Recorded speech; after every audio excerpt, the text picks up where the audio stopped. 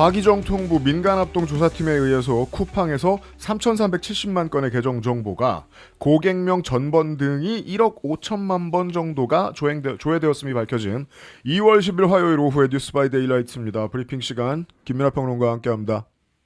안녕하십니까. 안 아픈 곳이 없다고 하더군요. 좀 전에. 마음도 아프고 머리도 아프고.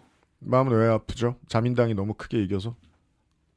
그런 것도 이제 하나의 이유지만 사람은 보통 자기 자신의 일과 상황 때문에 마음이 아픈 게 첫 번째 아니겠습니까? 아 그렇죠. 네. 네. 늙어서 마음이 아픕니다. 네. 내가 또 늙었구나. 늙었고 오늘 하루 또 늙었구나. 섭외 안 되고 방송계에서 퇴출됐구나. 그렇죠. 네. 네.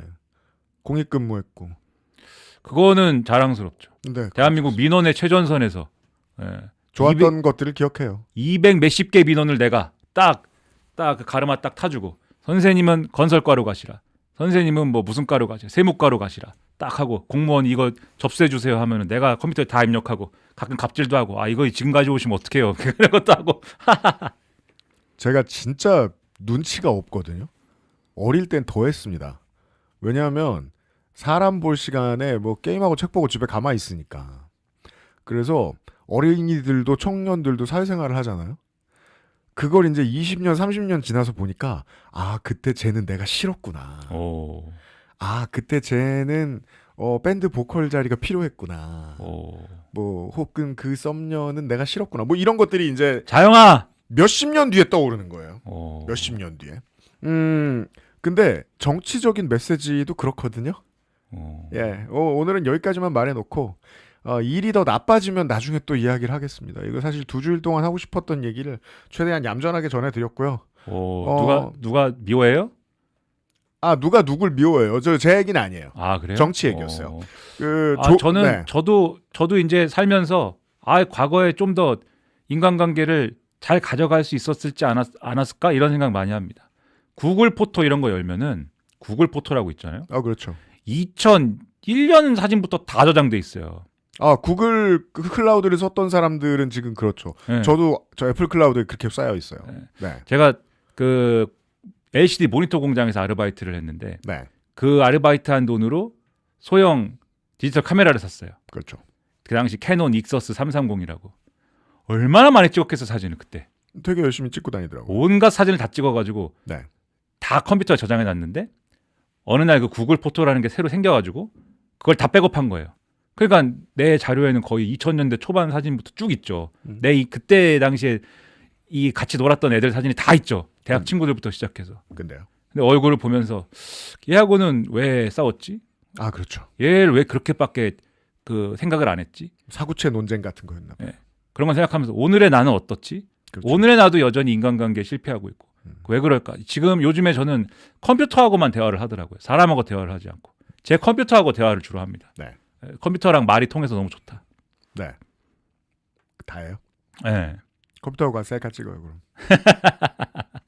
가능하면 그러고 싶은데 그거 좀 이상하잖아요. 김민하 평론가가 우울하니까 오늘 좋은 일이 있던 분들의 이야기로 시작하겠습니다. 김예송이라는 사람하고 김상민이라는 사람한테 어제 좋은 일이 있었습니다. 이에 어떤 사람들 예를 들면 저는 지쳐서 이제 이 판결을 내린 판사가 누구인지 알아보는 일도 멈추고 패닉에 빠졌었습니다.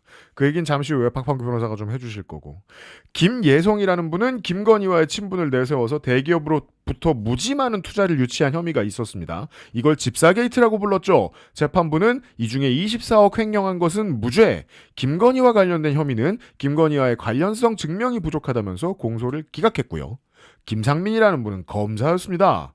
사표도 수리가 안 된 상태에서 출마를 시사하는 문자를 고향 사람들한테 보냈던 걸로 작년에 유명해졌습니다. 재작년이네요.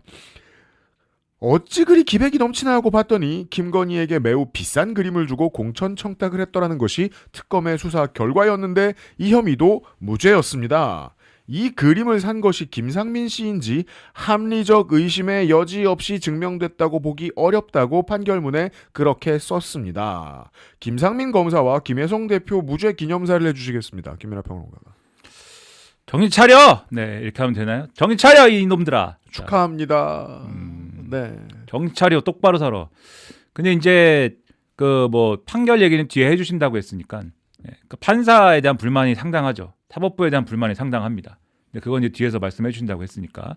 근데 요즘에 이런 판결들은 어떤 거는 진짜 이해 안 된다 이런 판결도 있지만 또 어떤 거는 이 사법부가 기본적으로 문제 같은데 그런데 또 그러한 문제적 사법부를 뚫을 정도의 무기를 또 갖고 있지 못했던 것이 아닌가 특검이 그런 생각을 할 때도 있어요. 네. 특히 이 두 건은 그런 생각이 좀 강하게 듭니다. 그러니까 가장 무거운 결론은 지금 대부분의 전문가들이 말하는 건 양자 다 좀 이상하다. 특검과 재판부. 네. 그러니까는 방패를 큰 걸 갖고 있단 말이에요. 그 사법부가 지금 웬만하면 통과 안 시켜줘. 그러면 그거를 뚫을 수 있는 정도의 이제 그 큰 칼이 됐든 도끼가 됐든 뭐 메이스가 됐든 예? 이런 거를 가지고 부셔야 되는데 네. 그게 좀 아쉽고 특검의 궁이 약하다. 그렇죠. 네. 근데 이번에도 보면은 김예성이라는 사람의 혐의를 두 개로 쪼갰을 거예요. 두 개로 쪼개가지고 하나가 맞아요. 이제 그 돈을 뭐 그 뭡니까 회사 이름이 지금 생각이 안 나는데 IMS 모빌리티, 그것도 있고 그다음에 이 사람이 그 하려고 만든 또 회사가 또 있고 한데 비마이카. 아니요 이노베스트 뭐 있어요. 네. 그 여기서 돈 왔다 갔다 한 것 자체는 김건희 건하고 연관은 있다. 이거를 이제 재판부는 인정을 한 거고. 네. 그다음에 요것과 이제 잘라가지고 김예성 분이 이분이 이제 가족들하고 돈을 뭐 왔다 갔다 하면서 그걸로 돈 빼돌린 게 있어요. 이노베스트 코리아. 네, 맞아요 그거. 근데 그 가족이라는 게 제가 볼 때는 뭐 판결문을 제가 정확히 못 봤지만 그 네. 와이프 아닌가 생각이 들거든요. 배우자 같은데 그러면 이게 두 개가 그 쪼갤 수 있는 거냐는 저는 좀 의문인데 사건의 특성상. 그렇죠. 그다음 쪼개가지고 요거는 이 별도 범죄인데 요거는 근데 특검의 수사 대상이 아니기 때문에 왜냐하면 요거는 별도의 김예성이의 그 횡령 혐의니까. 그렇죠. 이건 김건희 특검이니까. 네, 이거는 니네 수사 대상이 아니네. 이래갖고 이거는 날린 거고. 그 다음에 이제 앞에 그 돈이 왔다 갔다 한 김건희랑 요거는 어떤 수사 과정에서 연관이 있었을 수도 있어라는 부분은 근데 이게 참 증거가 없네. 김건희와 연관됐다는. 그래갖고 무죄를 때린 건데. 네.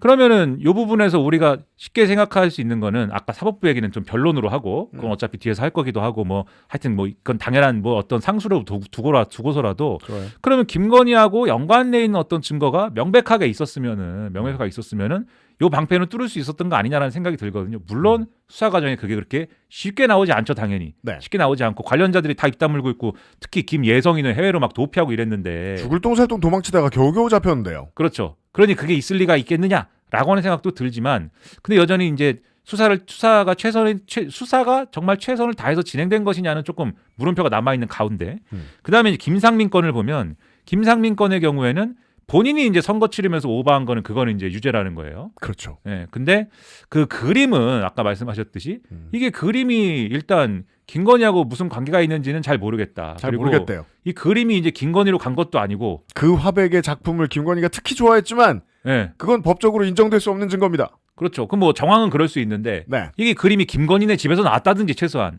뭐 그래야 되는데 김진우네 집에서 나오지 않았느냐. 그렇죠. 그러니까 오빠죠. 그러면 김진우는 이거를 왜 갖고 있었는지 등등등이 잘 설명이 안 된다. 이 얘기거든요. 물론 뭐 그동안의 보도를 보면 설명되는 것 같은데 하지만 어쨌든 이 방패를 뚫으려면은 보십시오. 이게 김건희와 명백한 관계가 있는데 왜 인정 안 해줍니까? 라고 할 수 있었어야 되는데 네. 근데 그 무기는 없었던 것 같다. 그러면은 만약에 사법부 얘기는 이제 나중에 하고 김건희 특검이 이 큰 칼이든 망치든 이 메이스든 뭐든 간에 그걸 갖고 있지 못했던 이유는 뭘까? 그걸 생각을 해보면 첫째 제가 볼 때는 김건희라는 사람이 너무 많은 일을 했다. 그래서 너무 많은 범죄를 저지르다 보니까 쓰리 특검이 굴러가는데도 그걸 다 어떻게 커버할 수 없는 지경이었다라는 거를 일단 좀 인정할 필요는 있다. 그죠. 여기까지 와서 보니까 모든 게 엉망인 게 3특검이 수사를 하다 말았다고 작년 말에 아우성이었습니다. 여기서의 본문은 김건희의 가장 중요한 내란의 연루 혐의까지 왜 접근을 못하느냐. 근데 그 정도도 아니고 지금까지 해놓은 것도 엉성해서 지금 이런 판결이 나왔다고 얘기하는 거잖아요. 그런 50점 판결이, 줬더니 그렇죠. 사실은 25점이었던 거예요. 그렇죠. 그래가지고 이게 그러면은 왜냐를 따졌을 때 너무 많았다 수사 대상이. 그러니까 김건희 특검에 규정되어 있는 게 16개 항목인가 그런데 지금 김예성이 거는 플러스 알파거든요. 그 16개 안 들어가 이거는. 안 수사 들어갑니다. 게이트는. 네. 그러니까 갑자기 나온 거예요 이거는. 그러니까는 김건희 특검이 제대로 수사할 수 있을 만큼의 이 분량도 아니었다 이거는 사실. 그런 생각이 먼저 들고 두 번째로 민중기 특검 관련해 가지고 여러 가지 논란들이 있었지 않습니까? 민중기 특검 뭐 주식 투자를 옛날에 했네 어쩌네 뭐 이거 있었잖아요. 네. 그리고 뭐 중간에 무슨 과잉 수사를 했네. 그 논란이 제기가 되다 보니까 이게 또 특검 내 리더십의 문제가 있었던 거 아니냐는 의심도 있고 마지막으로 검찰 개혁한다고 그랬더니 김건희 특검에 있는 검사들이 들고 일어나 가지고 저 안 해요 막 이러고 이랬잖아요. 파업했죠. 예.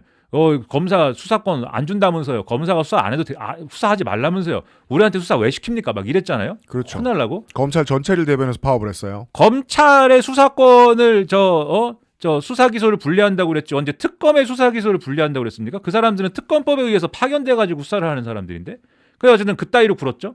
그러면 이 전반적인 상황을 보면은 요런 민중기 특검에 대한 논란과 그 당시에 김건희 특검에 파견됐던 검사들의 행태를 보면 그러면 이게 수사를 이게 뭐 슬슬한 거 아니냐라는 생각도 일부는 드는 거예요.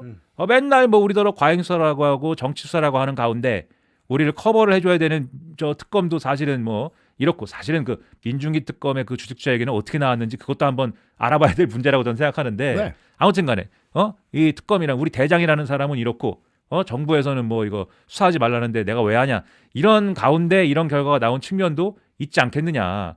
그래서 상당히 유감스럽고 그러면 2차 종합특검에서는 이 사안을 다시 다룰 수가 있느냐? 그렇지 않잖아요. 이게 별도의 혐의, 별도의 범죄를 가지고 이제 요것과 연관돼서 얘기를 할 수는 있겠지만 최소한 김혜성, 명태균의 앞으로의 운명은 매우 밝습니다. 지금까지. 그래서 요 부분을 이제 다시 어떻게 할 거냐가 굉장히 고민스러울 건데 네. 그 2차 종합특검의 이런 상황들을 보면 2차 종합특검의 앞으로의 이 길도 상당히 많은 난관이 있을 것 같아서 그래서 총체적으로 좀 사실은 이걸 보고 걱정이 많이 돼요. 네. 재판부에 대한 이야기 타박은 잠시 후에 박평 변호사하고 하기로 하겠고요. 이 얘기를 좀 더 길게 해야죠. 일본에서 2차 대전 이후에 최대 의석을 얻은 정당이 나왔습니다. 다카이치 사나이 총리의 자민당이 1986년 나카소네 야스히로 자민당의 304석, 2012년 아베 신조 자민당의 294석을 훨씬 뛰어넘는 316석을 확보했습니다. 언론이 개헌선을 뛰어넘었다고 이야기해주고 있습니다. 물론 아직은 턱 밑까지만 차오른 수준입니다. 선거가 2년 뒤인 참의원이 아직 여소야대이기 때문입니다. 그리고 아베 때 연정이었던 공명당을 앞에서 중의원 개헌선을 넘겼던 적이 있기도 했습니다. 아무튼 개헌선을 넘긴 것은 중의원 자민당 단독으로는 최초입니다. 일본 언론이 확실히 사람을 스타로 만들어주고 조리 돌려서 나락 떨어뜨리는 걸 우리나라 언론보다 훨씬 잘하는데 최근에 일본 언론의 최애캐가 총리인 것으로 보입니다. 다카이치와 자민당은 장기적으로 뭘 할까요? 이번에 확실히 그 다카이치 사나이는 대단했습니다. 그 보도된 바를 보니까는 쇼츠가 뭐 1억 회를 넘었다고 그러더라고요. 조회수가. 다카이치 사나이가 연설하는 쇼츠가. 아니 요아소비예요. 요아소비가 1억 회 만드는데 30며칠이 걸렸는데 다카이치 사나이 9일 걸렸답니다. 그 1억 만드는데. 요아소비보다 더 세요. 그러니까요. 그럴 수가 있습니까? 연애식 켄진가? 그것보다 더 세요 지금 다카이치가. 그러게 말이에요. 연예인 중에 연예인이 돼버렸습니다. 그렇죠. 그 이게 아무래도 이게 다카이치 사나이가 우익 정치인이고 극우 정치인이고 극우적인 주장을 했다라는 것과 별개로 일본 사람들이 생각하는 이 재밌는 정치인이야라는 게 있는 것 같아요. 그 보면은 이제 우리가 정상회담을 해봐도 알지만 굉장히 태도가 싹싹하잖아요. 태도는. 네. 주장은 극우적인데. 그러니까 승진 시험 앞둔 과장님처럼 굴어요. 그렇죠. 보니까 사람이. 네. 네. 싹싹하고 그 다음에 말하고 이런 게 이렇게 여러 가지 재지 않거든요. 뭐 예를 들어 우리 일반적인 정치인들은 뭐 하나 말하려면 빙빙 돌려가지고 뭐 이게 들으면 이게 하겠다는 거냐 말겠다는 거냐 3번 물어봐야지 이게 하겠다는지 말겠다는지가 나오는 게 대부분인데. 약간 일본인 같지 않은 일본 정치인 같지 않은 말투를 쓰죠. 말투를 그렇죠. 쓰죠. 여기는 직진형 네. 답변이란 말이에요. 그러다 보니까 대만 유사시에는 우리도 비상사태다 이 얘기 그래서 나온 거거든요. 그런 스타일이어서 지금 네. 한국이 기어오르지 못하게 해야 된다 그 소리도 그렇죠. 그런 네. 코드죠. 항상 직진형. 그러다 보니까 사람들이 시원해. 어떻게 이렇게 참 우리 일본이 그런 나라가 아닌데 어떻게 저런 사람이 나왔지? 이렇게 보는 가운데 왜 그런가 생각해 보니까 이 사람이 언더독이다 이게 있어요. 네. 왕년에 좀 엇나갔잖아요. 네. 오토바이 좀 타고 드럼 치고 드럼도 좀 그리고 치고. 개파가 없고 랩을 했으면 좋았겠지만은 정치인 부모를 두지 않았고. 랩을 했어야지 왜 드럼을 치냐. 네. 그렇지만 자 어쨌든 그런 게 있고 하다 보니까 그 언더독이라는 거에 끌린 측면이 분명히 있어 보이거든요. 네. 그러다 보니까 이제 이렇게 된 측면이 상당히 큰데 그러나 다카이 사나이가 그렇게 됐지만 여전히 하고 싶은 일은 뭡니까? 이 일본이라는 국가를 전쟁 가능한 국가로 다시 만드는 거. 아까 말씀드렸던 가장 성공적인 자민당 리더. 그렇죠. 예, 나카소네와 아베의 꿈을 이루어주는 겁니다. 보통 그렇죠. 국가화. 그렇죠. 그 일을 이제 할 것인데 단기적으로 바로 할 수는 없을 거예요. 왜냐하면은 지금 그러지 않아도 이 외교 관계라는 게 굉장히 복잡한 상황에서 중국하고 대립을 계속 해야 나가야 되잖아요. 총선 결과가 이런데 자기가 이기고 나서 내가 이겼으니까 앞으로 중국하고는 전쟁이다.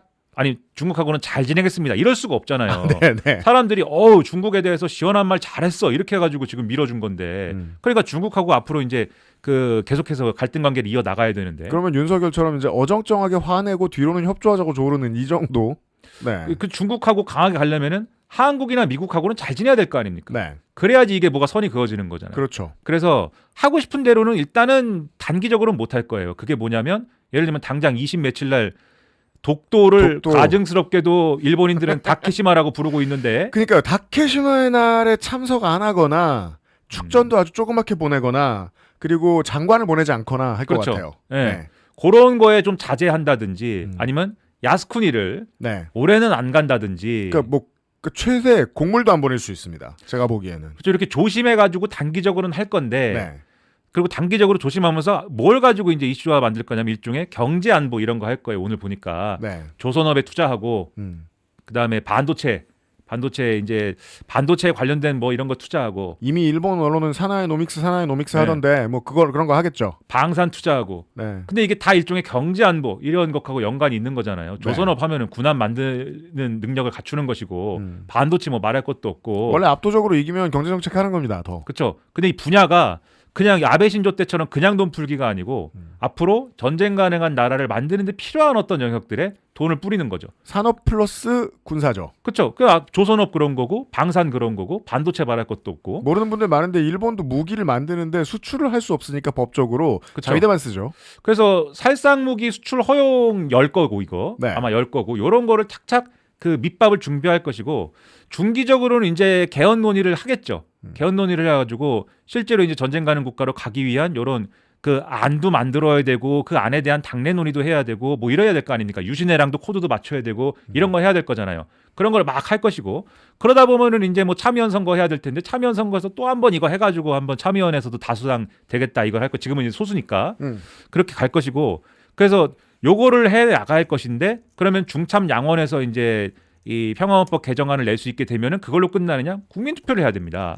그래서 장기적으로는 국민 여론의 차원에서 이 개헌과 관련된 의견들을 모아가는 그러한 작업들을 쭉 해나갈 거예요. 근데 이게 원래는 다카이치의 그 캐파로는 안 되는 일이거든요. 원래는. 네. 왜냐하면 당내 기반이 넓지 않고 개파가 없어요. 뿌리가 깊지 않고 약간 왕따 비슷하게 돼 있었기 때문에 근데 순전히 당원들이 야 이거 자민당의 보수표가 참정당이나 이쪽으로 빠지는데 그쪽을 데려오려면 역시 다카이치처럼 이 센 말 하는 사람이 필요한 거 아니야? 라고 갖고 지금 총재를 만들어 준 거 가지고 여기까지 온 건데 이번에 중의원 해산을 해가지고 선거 대승을 거두면서 이제는 다카이치 사내는 장기 집권이 가능한 상황이 열렸어요. 그렇습니다. 그러니까 일본이 소선거구제지 않습니까? 소선거구제고 왕년에는 파벌에서 다 공천을 뭐 이렇게 주락펴락했지만 중선거구에서 파벌들이 저 공천을 쥐락펴락하는 게 문제다고 그래서 소선곡으로 바꿨죠. 정치 개혁을 해갖고 소선거구로 바꾼 나라인데 네. 소선거구로 바꾸니까는 공천을 누가 하느냐? 당 총재가 합니다. 그게 다카이치예요. 네. 이번에 새롭게 당선된 100명 이상의 그 국회의원들은 다카이치 키즈인 겁니다. 그렇죠. 다카이치가 공천해준 거나 다름이 없어요. 그럼 이 사람들 다 다카이치 편이죠. 네. 그리고 원래 아베파 다카이치 편이죠. 그러면 이걸 장기 집권이 가능한 길이 열렸기 때문에 이제는 이렇게 단기, 중기, 장기 이렇게 나눠가지고 자기 프로젝트를 착착 실현시켜 줄 수 있는 길이 이제 열린 거죠. 우리 잘하면 이 양반 아베만큼 오래 볼 수 있어요. 어떤 일본에 대해서 잘 모르는 시민이 이런 농담을 하시는 거예요. 한국분이. 너네 자민당한테 이렇게 표 밀어주면 압승했으니까 다 민영화한다? 일본 사람 뭐라고 답하죠? 나가소리도 다 했어 어차피. 그 일본이 우리나라에 20년도다 30년도다 이런 얘기 많이 하는데 옛날만 해도 그 경제대국이라서 그런 말 하는 줄 알았는데 알고 보니까 사람들 늙는 속도와 사람들이 늙은 후의 사회상이 일본이 우리의 미래라고 볼 수 있잖아요. 요즘은 우리가 이제 경제가 비슷하니까 그 점도 내내 슬픈 거예요. 민주당이 지고 공산당은 진작 죽고 낙하손이 얘기하니까 생각나는 거예요. 공산당도 잘 나가던 나라고 그리고 강성한 조직이 대단히 건강한 노조도 전국에 많았던 나라였는데 자민당이 집권할 때마다 하나씩 깨져나갔거든요. 그래서 이제 진보 표심을 대변할 수 있는 어르신들이 죽어가는 중인 거예요. 그러니까 낙하손해 때 이제 그 유명한 국철 민영화를 하지 않습니까? 그게 일본을 뒤집어 놓은 중대 사건입니다. 그렇죠. 1984년에 국철 민영화가. 근데 우리가 보기에는 공공의 영역인 철도를 민영화했는데 사람들이 물론 그 이전에 민영화 시대가 민영으로 운영하던 시대가 있었는데 이전에 사철이 있었어요. 이전부터. 하지만 어쨌든 공영으로 운영을 하는 노선들에 대해서 민영화해버렸는데 낙하손해 때 우리 입장에서는 철도를 그렇게 민영화하고 사용하면은 불편한 게 많을 텐데 그리고 실제 일본 여행 가보면은 도대체 뭐 어디에서 뭘 타는지 지금 모르잖아요. 지금 너무 복잡하잖아요. 잠깐 눈 감으면 딴 거 탑니다. 네, 그러니까 그런데 이게 불편한데 근데 일본 사람들 어떻게 생각하냐면 그 당시에 국철이 너무나 비효율적이었고 요금도 뭐 싸지도 않았기 때문에 민영화해서 차라리 잘 된 것도 있어 이렇게 생각하는 맞아요. 그런 게 있어요. 네. 근데 낙하소녀가 그 당시에 그걸 왜 했냐면 사실 국철 노조가 셌거든요. 그렇죠. 우리나라 철도 노조가 좀 셌던 것처럼. 1번 이유는 노조 조직을 와해시키기 위함이었죠. 그렇죠. 그거를 개박살을 내고 그다음에 그런 노조를 기반으로 이제 이 영향을 갖고 있었던 사회당이 그 이후에 이제 개인 인기를 기반으로 해서 왜냐면 조직은 다 무너졌으니까 그때 개인 인기를 기반으로 해서 가다가 이제 결국은 이제 지금의 이 민주당이냐 자민당이냐 구도 속에서 없어진 거거든요. 사실상 네. 쪼그라든 거거든요. 그 이번에 나타난 현상은 뭐냐면 민주당조차도 그러니까 입헌 민주당 지금의 입헌 민주당조차도 더 이상 야당 노릇을 할 수가 없다는 게 나타난 게 네. 젊은 층 중에 자기가 그래도 난 진보적인 것 같은데 근데 이 진보적이라는 건 주관적인 거니까 절대적인 게 아니니까 스스로 그렇게 생각하는 젊은 유권자들도 자민당에 투표했다는 거예요. 왜냐하면 다카이치의 언더독 성향을 평가를 해서 입헌민주당 지지층은 다 이 40대 이상층입니다. 50대 이상층이에요. 네. 그렇다는 건 뭐냐? 입헌민주당이 전혀 이 젊은 층에 대해서 소구하지 못하고 있다는 거를 단적으로 드러내고 있는데 말씀하셨듯이 입헌민주당 지금 지지층으로는 뭐만 남은 거냐? 과거에 사회당 그 사람들이 지지하고 할 때 그 스타일을 계속해서 네. 고수해온 사람들만 사실 남아있는 거나 다름이 없어요. 맞아요. 미래가 없는 거거든요. 이거는. 2010년대 초반에 한국민주당이 이거 이러다가 문 닫는다라고 할 때가 지금의 그 일본의 야권 그거보다 조금 더 나쁜 성적입니다. 이번에 입헌민주당이 받은 게. 더군다나 당의 간판 역할을 해야 될 사람들이 지금 다 떨어졌단 말이에요. 네. 뭐 에다노 유키오부터 시작해가지고. 그러니까 좌익 정당인 레이와 신생구미도 사실상 없어진 수준이 됐고. 그렇죠. 네. 지금 그래도 의석 늘린 데는 다 어디냐? 다 자민당하고 뭔가 일을 도모해 볼 만한 정당들이에요. 자민당, 무려 유신회. 일본 유신회, 그다음에 참정당, 그다음에 뭐 하여튼 뭐 이런 류들이고. 참정당은 뭐 우리나라로 비교하면 개혁신당입니다. 네. 아무튼 이런 것들이어서 그래서 근데 일본이라는 데가 또 그러다가도 한 번씩 갑자기 변동성이 커지는 때가 있거든요. 정치적 변동성이. 제가 아까 말씀드렸던 2000년대 말. 네, 자민당이 삽질하면은 네. 바로 또 이게 작동하는 게 저쪽이 싫어서 투표하는 민주주의가 작동하는 게 또 있어가지고 영원히 이렇게 가진 않을 텐데 하지만 당분간은 이 다카이치의 시대가 좀 강하게 갈 것 같다라는 불안한 저도 생각이 오늘 듭니다. 어제 질끈 다 물었습니다. 다카이치를 아베만큼 오래 볼 수 있겠구나. 잘하면 준비해야 되겠다. 끝으로 이 얘기를 꼭 전해드리고 싶습니다. 저한테는 너무 생경한 경험이었습니다. 대한상의가 어제 사과라는 걸 했었습니다. 우리나라 부자들이 상속세가 무서워서 외국으로 많이 나간다는 통계를 슬쩍 냈는데 이게 엉터리였고 실제로는 외국 나가는 다른 소득계층의 비율하고 크게 다르지 않다는 게 밝혀졌었죠. 밝혀진 뒤에도 아무 말도 안 하고 있다가 대통령이 한 소리 하니까 사과하러 나타났습니다. 대통령도 아니고 산업부 장관이 긴급하게 호출했더니 거의 끌려 나와서 즉 잡혀와서 엎드린 분위기였습니다. 영상 확인하시겠습니다. 명백한 상해의 잘못으로서 법정 단체로서 있어서는 안 될 일이기에 대한상공회의소를 대표해서 국민 여러분께 다시 한번 사과드립니다. 작성, 검증, 배포 전 과정에 대해 즉각 감사를 착수했습니다. 감사 결과에 따라 담당자의 문책, 법적 조치 등 엄중하게 우리 터프가이 김정관 장관이 이렇게 잡아온 거예요. 이렇게. 그래서 앞에 이렇게 떨어뜨려 놓은 거예요. 내가 사과해. 그랬더니 사과한 거예요. 예. 이렇게 협박하진 않았어요. 하지만 협박처럼 느껴졌나 봐요. 제가 뭐가 이상하냐면 그 개는 근데 컵에 This is fine이라고 써 있네요. 네, 이거 짤 한번 검색해 보시면 무슨 내용인지 오. 아실 수 있습니다. 어떤 메시지인지. 이재명 대통령이 무슨 멸니를 들고 있는 것 같은 느낌이 드는 거예요. 왜냐하면 그 전경련, 뭐 현재 한경협이죠. 아니면 대한상의가 본인들 돈으로 조사나 연구를 맡겨서 이런 장난을 치는 게 일상적이라는 걸 우리는 알고 있거든요. 언론을 맨날 보는 사람들은 지금 하나 보여드릴 텐데 평상시에 늘 합니다. 자기들 하고 싶은 말을 조사를 시켜서 상당히 왜곡되었을 확률이 높아 보이는 걸로 보이는 조사 결과를 내놓으면 대한상이나 정경련의 이름으로 내놓으면 그걸 모든 보수 경제지들이 받아쓰는 일 대한민국에서는 일상이에요. 늘 하던 나쁜 짓을 사과하는 걸 처음 본 겁니다. 지금. 노조와 시민들을 괴롭히는 아주 오래된 수법을 지금 이재명 대통령이 화내는 거 한 번으로 부숴버리는 장면이 저는 너무 생경했습니다.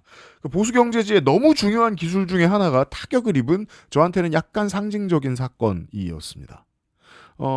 지금 국민의힘의 정치인들이 늘 하던 관성이 있어서 그래도 그 경제인 단체장 데리고 와서 이게 무슨 짓이냐라고 살짝 얘기를 해봤는데 언론이 편을 안 들어줍니다. 이상한 그림이었어요. 일단 이재명 대통령이 요거를 이제 지적을 했는데 그 지적을 한 근거도 사실은 뭐 언론 보도긴 하죠. 오마이뉴스였습니까?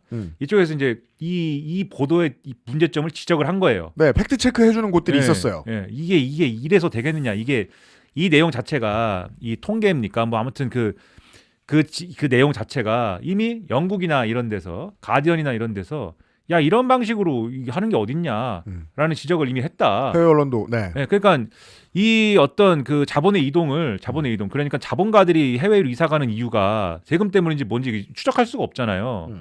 그래서 이제 경향적으로 그냥 들여다본 거에 불과하고 그 들여다본 내용도 링크드인에 그렇죠. 써 있는 뭘 가지고 지금 분석한 결과 그래서 이미 논란이 된 사안인데 네. 그 논란된 걸 갖고 와가지고 지금 분석 자료를 합치고 지금 대한상의의 어떤 사람이 이렇게 뿌린 거지 않습니까? 네. 오로지 상속세 얘기를 하려고. 그죠. 상속세는 나쁘다 얘기를 하기 위해서 수단과 방법 안 가리고 그냥 막 다 집어 던지는 게 지금까지의 이런 경제 재계 단체들의 이제 행태인데 그 행태를 언론은 물론 뭐 지적하는 언론도 있지만 늘 있었는데 네. 보수 경제지는 늘 무시했고. 그렇죠. 예. 왜냐하면 그들도 상속세에 대한 이해관계를 같이 하니까 그래가지고 그냥 두던 건데 근데 이런 거를 당연히 바로 잡아야죠. 바로 잡고 대통령이 힘 있을 때 이런 것들을 많이 할 수 있게 해야죠. 근데 지금 조금 아쉬워 보이는 거는 대통령이 SNS로 이렇게 때려야지 이게 해소가 되는 거냐. 정상적인 절차와 어떤 시스템으로 이런 것들이 바로 잡히지 않는 이유는 뭐냐.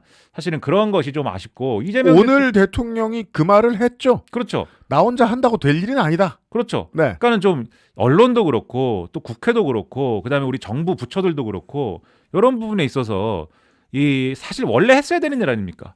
이 경제 단체든지 무슨 단체든지 뭐 이렇게 좀 정부의 입장에서 추진하는 어떤 정책에 대해서 그 뒷다리 잡는 어떤 입장을 내거나 그런 여론을 갖다가 조성을 할 때 그게 아니다라는 어떤 그러한 것들을 작업들을 원래 해야 정상적인 거잖아요. 네. 그래야 논쟁도 붙는 거고 그런 것들이 잘 이루어지지 않는다라는 걸 보여주는 것 같기도 해서 그러니까 대통령이 이거를 직접 SNS로 때리는 거 아니냐라는 생각이 들기도 해서 좀 그런 부분에 있어서는 정비가 여러모로 필요한 거 아니냐. 저는 김민하 평론가가 지적한 대로 이미 수행하고 있는 것으로 느껴집니다. 이게 정치의 어떤 효용감을 보여줘야 되는 건 장관도 마찬가지인데 행정부의 수장이 아니라 정치인이기도 하단 말입니다. 이 사람들은. 근데 정치인으로서 레퍼런스가 필요한데 이렇게 일하는 레퍼런스는 대통령밖에 없기 때문에 대통령이 하는 걸 보고 한 가지씩 두 가지씩 따라하고 있거든요. 많은 부처의 장관들이 아까 그 모습 중에 하나를 보여드린 거예요. 근데 따라하면 1렙에서 10렙 가는데 좀 오래 걸립니다.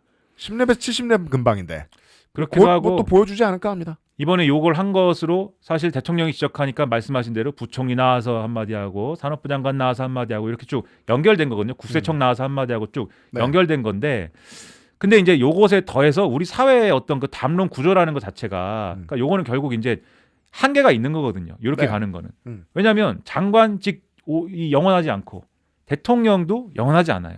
5년 지나면 사실 다 어떻게 될지 몰라요. 하지만 사회적 구조, 담론 속에서 이런 것들을 상식적으로 이제 그 문제다라고 하는 그런 힘들이 있어야 되는데 제가 참 유감스럽고 슬픈 거는 그 힘들이 담론이 어떻다라고 가는 것보다는 모르겠습니다. 누구를 미워하고 아까 우리 서두에 얘기한 것처럼 누구를 공격하고 누구를 뭐 누가 누구랑 싸웠는데 이게 이런 뭐 권력 구도냐 막 이런 거 얘기하고 이게 슬픈 게 그런 데서 에너지 낭비가 다 되는 거 아니냐라는 거예요. 정치부 언론인들한테 인정받는 시사평론가입니다만 김민하 평론가도 그래서 이제 그 사람들 인정을 안 많이 받죠. 보고 다니는 입니다만 요즘은 그렇죠. 근데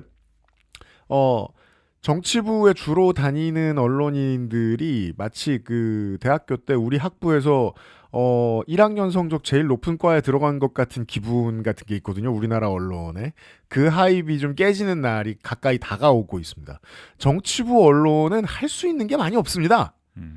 실제로 다른 많은 부처에서 필드로 보고 고발하는 언론인들의 비중이 더 높아져야 돼요. 저희도 그런 일을 하겠지만 저희가 해봤자 뭐 소용도 없고 그 많은 재래 언론들이 좀 바뀌어줄 필요가 있다. 저는 또 결론을 이렇게 밀고 앉았다. 아 여기서 이렇게 다 할 수 있는 게 없다고 생각하시면 안 됩니다. 왜냐? 조금 방법을 달리하면 아주 효과가 좋을 수 있어요. 어떻게 해야 되냐? 랩으로 해야 됩니다. 그 주장을 김민하 평론가였습니다. 랩으로, 수고 네. 많으셨습니다. 감사합니다.